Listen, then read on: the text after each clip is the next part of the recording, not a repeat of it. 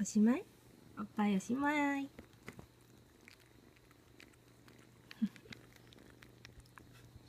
でもまだ飲みたいってよ、ママ。もっとって言ってるよ。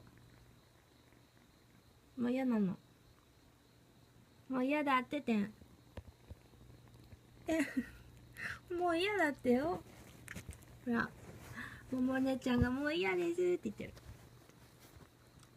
残念でしたね、てっちゃん。また明日もらいなさい。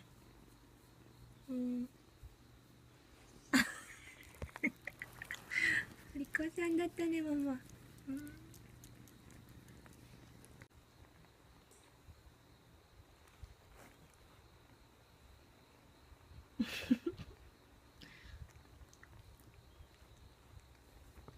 おお、無理やり行きました。無理やり行きました。ほら、ももちゃん嫌なの。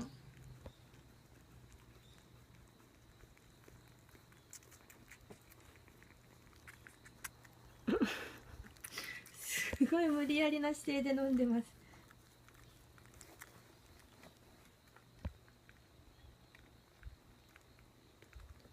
今日は飲みすぎだって。もも姉ちゃん疲れたって。ほら。ほら、行っちゃったね。戻ってきたね。